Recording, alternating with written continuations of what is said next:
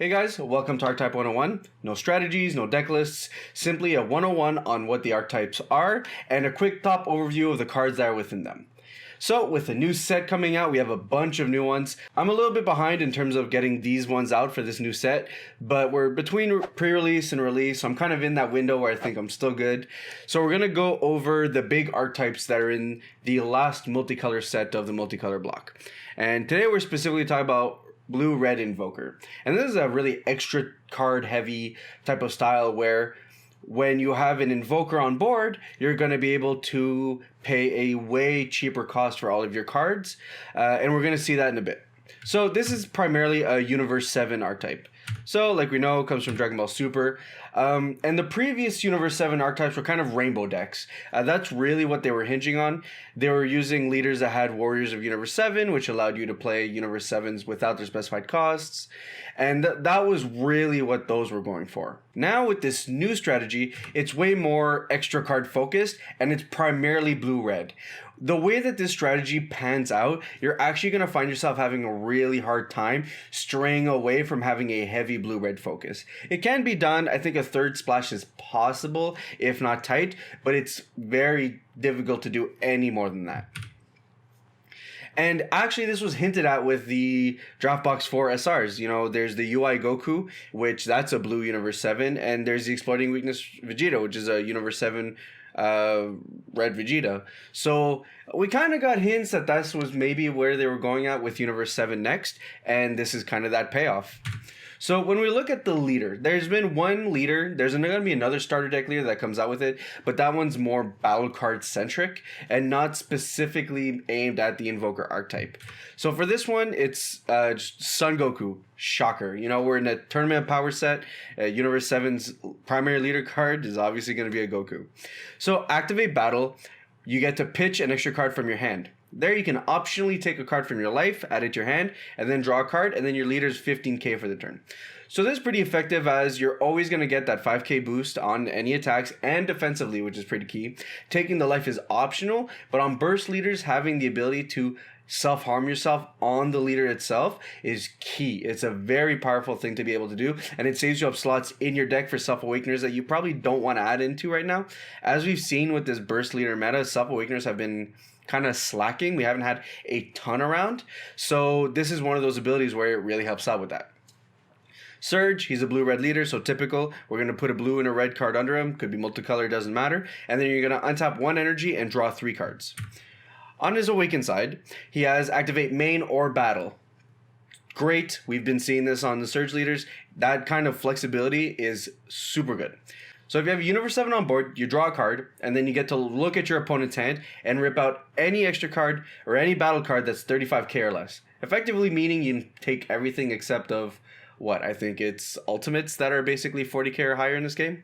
So you can basically rip out anything in your opponent's hand. That kind of information is huge, and it means that if you're going for your kill turn, you have the opportunity to look at your opponent's hand to make sure that you're going to have the perfect information to be able to do it without stop.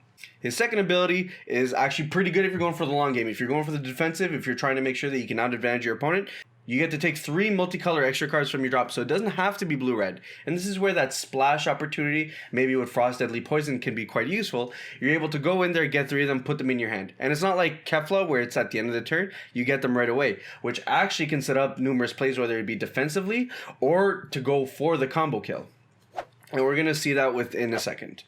So we go into the Invokers. And the Invokers are basically the main thing in the strategy. Essentially, what Invoker says is when this battle card is on the field, you can pay 1 blue-red energy to pay for the energy cost of a blue-red extra card. So that extra card could cost 4, 8, 10, a million.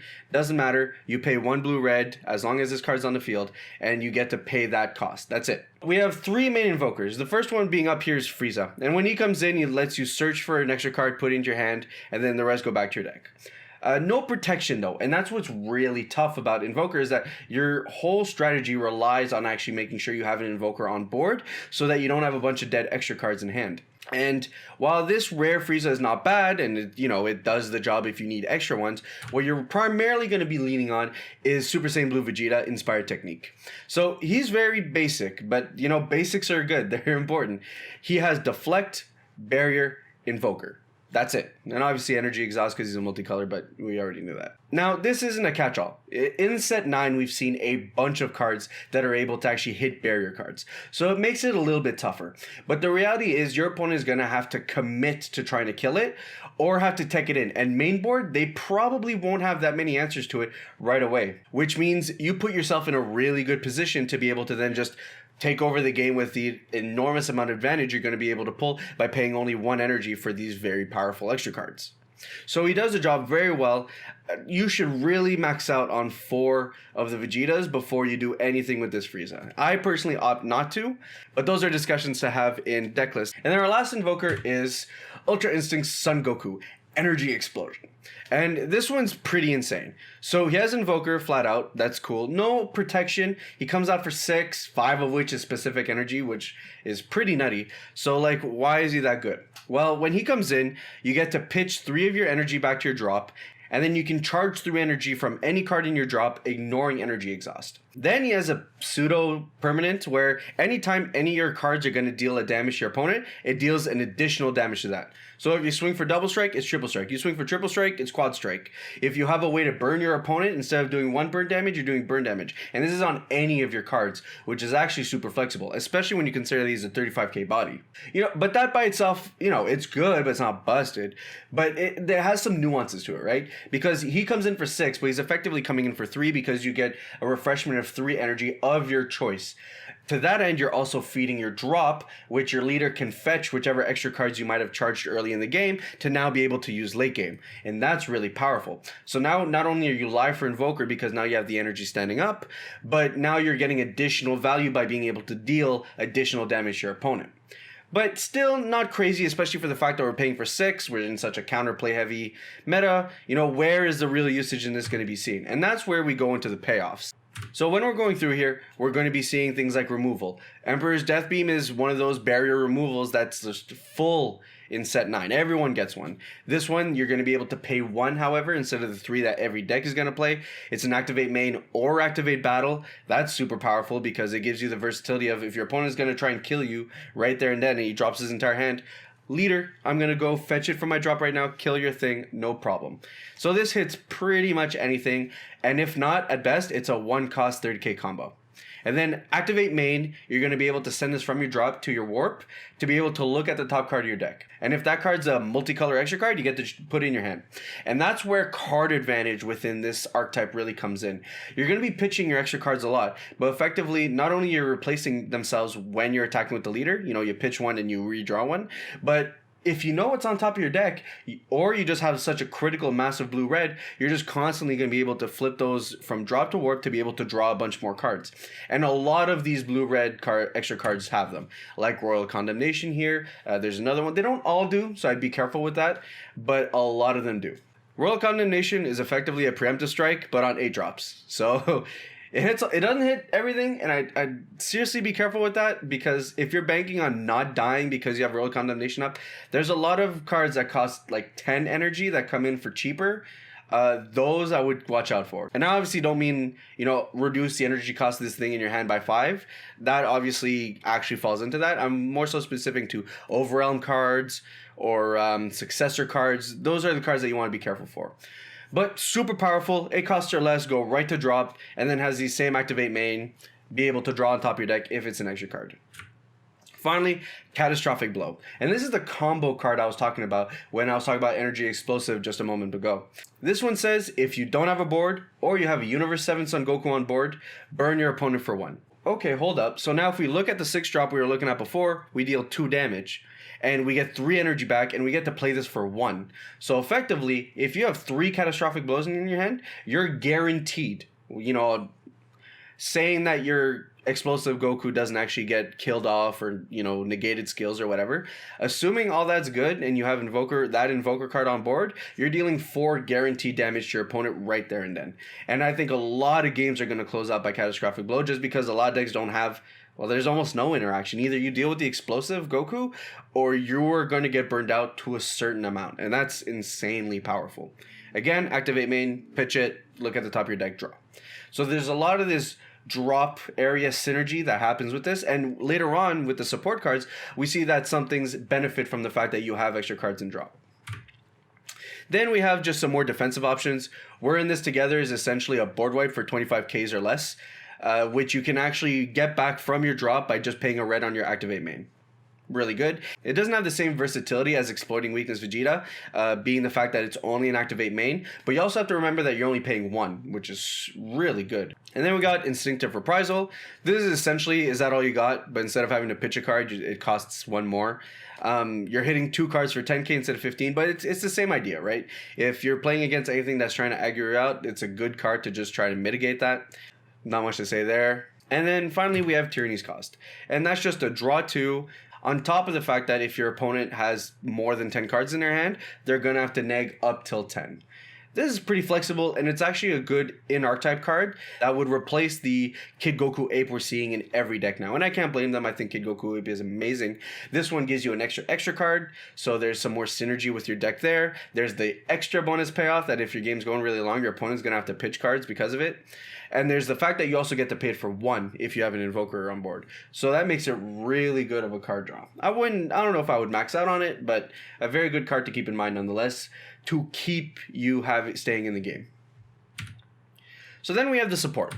And primarily, I think one of my biggest reasons for even wanting to play this deck in the first place was this card right here, Tournament of Power. So it's a field card, comes out for 1 blue, and it says, if your leader card is Universe 7, negate all energy exhaust your blue-red multicolor cards in all areas.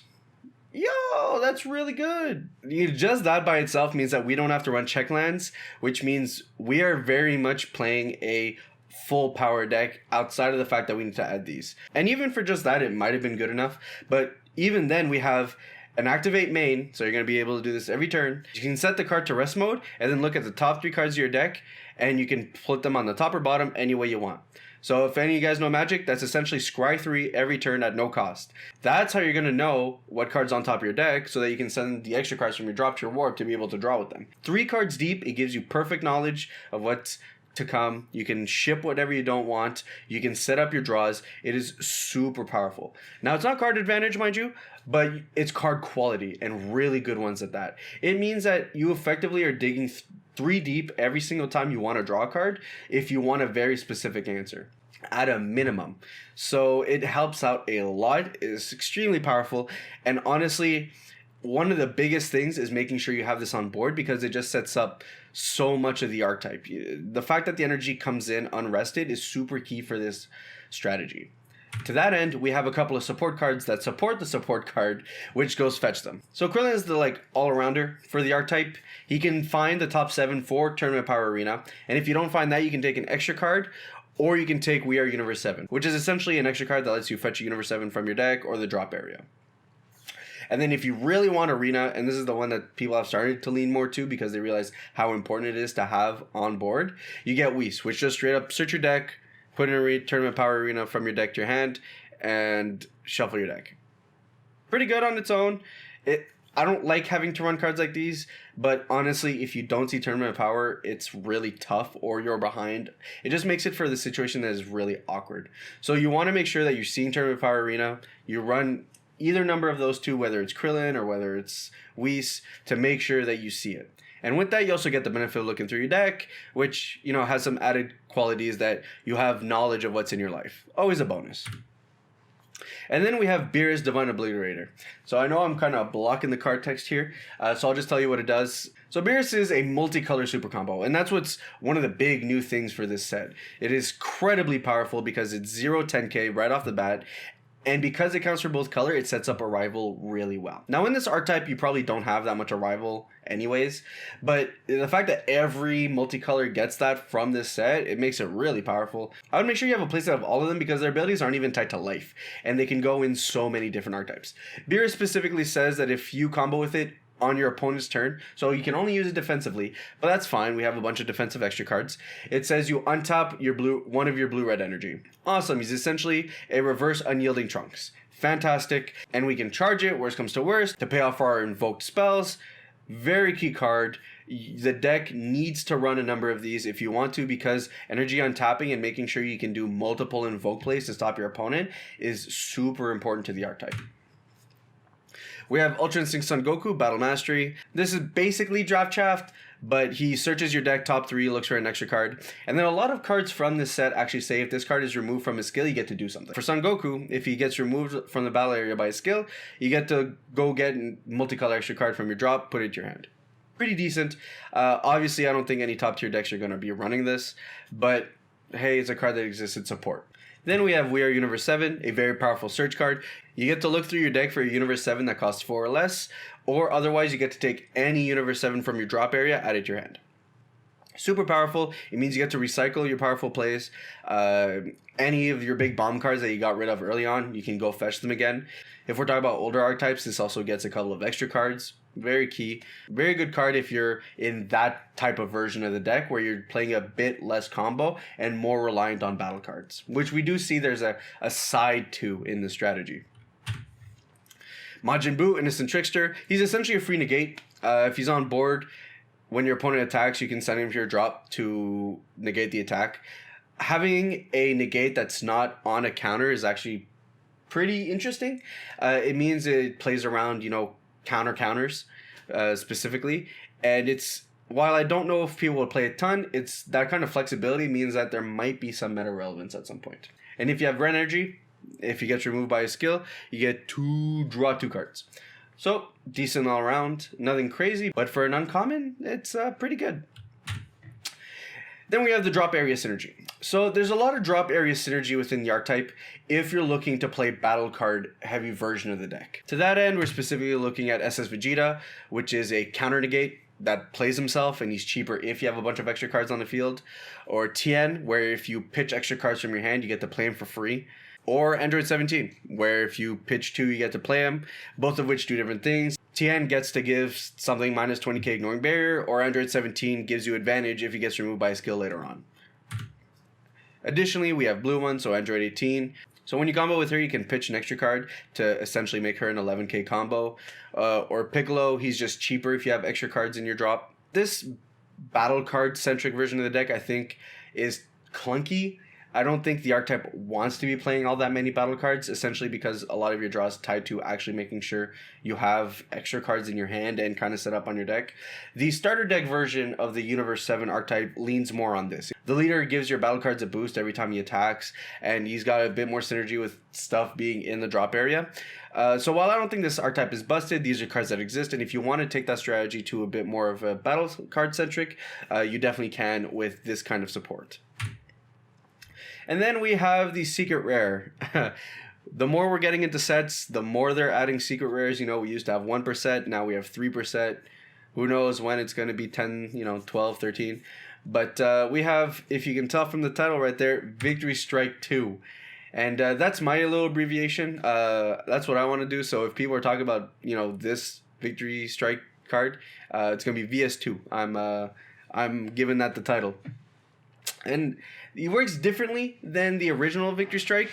He doesn't have the benefit of not having his skills negated or not being ignored by negates altogether. However, this one's still extremely powerful.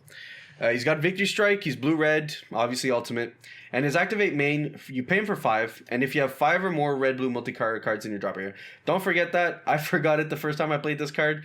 You need those cards in your drop area to be able to make this happen. But if you meet the conditions, he negates all non-extra card skills until your opponent's next turn. So it's almost like a Fu Shrouded Mystery, except it doesn't hit extra cards, but it does hit the leader, which is super key.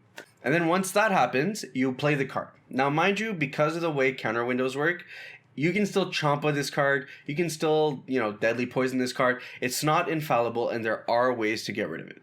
Or at least not make his ability proc. But you have to think about it, even if this card gets Champa, you don't Victory Strike your opponent right away, your opponent's deck is essentially all turned off, so that doesn't really matter that much, which makes it very powerful and actually really flexible. If you don't always consider it as an ender, but maybe just, hey, it wins you another turn, or it puts my opponent in a really awkward spot, then it has a lot of versatility. And it has some extra synergy with the fact that it's blue-red. It's a very good card. It's also currently the most expensive card in the set. While I think Black Smoke Dragon is more versatile and probably deadlier in more decks. This one's very specific, right? So I think eventually it'll end up being cheaper. I think right now it's sitting at about 250 USD. But I could definitely see going down. As much as Invoker is probably a very popular archetype, it is very specific, it's very linear, and this card won't really see play in anything that's not an Invoker style deck. But if we look into reverse compatibility, because there has been a U7 archetype before, like we spoke at the beginning. However, it was more rainbow centric. Though the interesting to note is that this Sun Goku, the Awakened Power, EX evolves on a 6-drop Universe 7 Goku. So another line of play that you can do is you can use Explosive Goku to then untap 3, to then pay the 1, and then EX evolve this Sun Goku right on top. So it's kind of going to be up to you to figure out which one works best for your strategy. I'm personally a little bit more partial to this version at the moment because I like the fact that I don't have to rip negates out of my opponent's hand to make sure my Victory Strike goes through.